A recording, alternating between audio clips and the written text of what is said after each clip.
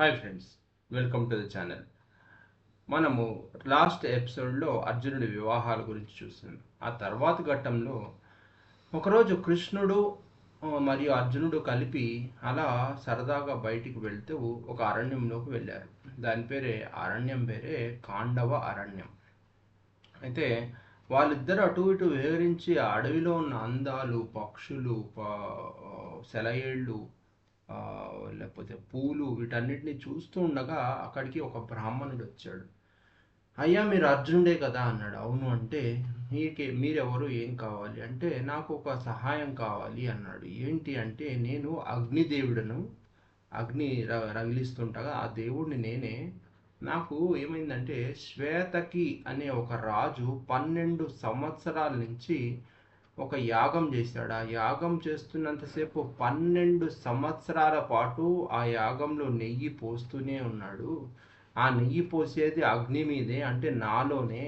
ఆ 12 సంవత్సరాల పాటు ఆ నెయ్యి తింటూ తింటూ తింటూ నాకు అజీర్ణం అనేది స్టార్ట్ అయింది. ఇప్పుడు నాకు జీర్ణం అవ్వాలంటే నేను ఏదో ఒక ఔషధం తినాలి.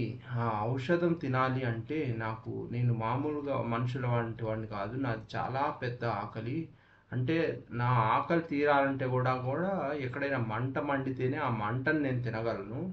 సో అంత నాకు సరిపడినటువంటి మంట కావాలి అంటే ఈ పెద్ద అరణ్యం ఏదైతే ఉందో ఈ అరణ్యం తగలబడాలి.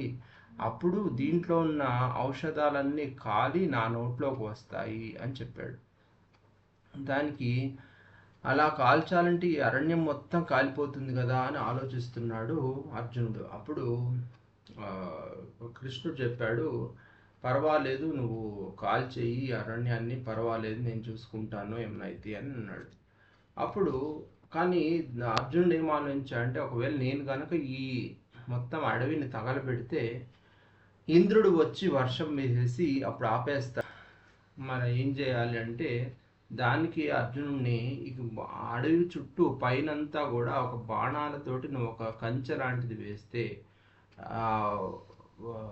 ఇంద్రుడు గనక వర్షం కురిపించినా కూడా ఆ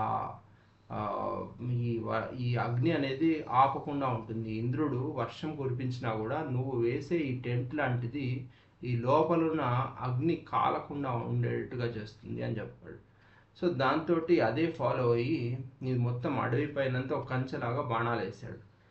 దాంతో ఆ తర్వాత ఈ ఖాండవ వనం అనేది చాలా పెద్ద వనం. అది మొత్తం తగలబడుతుంటే దేవుళ్ళు, రాక్షసులు అందరూ పరిగెత్తుకుంటూ దేవుడి దగ్గరికి వచ్చి, ఏంటి ఇదంతా కాలిపోతుంది, నువ్వు ఆపు అని ఇంద్రుడిని అడిగితే, ఇంద్రుడు వర్షంతో ఆపడానికి ట్రై చేస్తాడు కానీ ఆ అగ్ని జ్వాల ఆగదు. ఏం చేయాలని ఆలోచిస్తూ ఇంద్రుడే కిందకు వచ్చి ఏం జరుగుతుందో అని చూస్తే అర్జునుడే దీనిపైన పెద్ద నెట్ వేసాడు అని అర్థమవుతుంది. సో ఇంద్రుడు అర్జునుడు యుద్ధానికి దిగుతారు. ఎన్ని బాణాలు వేసుకున్నా కూడా ఇద్దరికి ఏమీ కాదు. తర్వాత అర్జునుడి బలం, తన కొడుకే అయినటువంటి ఇంద్రుడి కొడుకే అయినటువంటి అర్జునుడు ఇంత బల పరాక్రమంతో ఉన్నాడు అని చెప్పి ఇద్దరు కాంప్రమైజ్ అయ్యి సరే అని ఆ నిప్పుని అక్కడితోటి అంటుకొని ఆరిపోయేదాకా వదిలేద్దామని చెప్పి వదిలేస్తారు.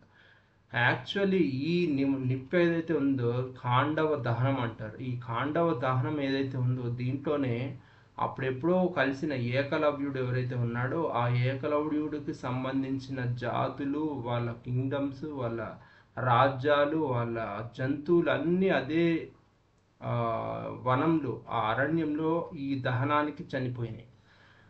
కృష్ణుడు ఏమన్నాడంటే, ఇక్కడ ఉన్న ఈ అడవిలో ఉండే ఎవ్వరూ కూడా బతకడానికి వీల్లేదు, చంపేసేయి, కాల్చిపడే అని చెప్పాడు. మరి అలా కాల్చిపడేయమని చెప్పి ఒక దేవుడు ఎందుకు చెప్పాడు అనేది తర్వాత ఆలోచించవలసిన విషయం. నెక్స్ట్ ఎపిసోడ్లో మనం ఈ కాండవ దహనం వల్లే పాండవ కౌరవ యుద్ధం అనేది ఇక్కడి నుంచే స్టార్ట్ అయిందని చెప్పొచ్చు. ఎలాగో నెక్స్ట్ ఎపిసోడ్లో చూద్దాం.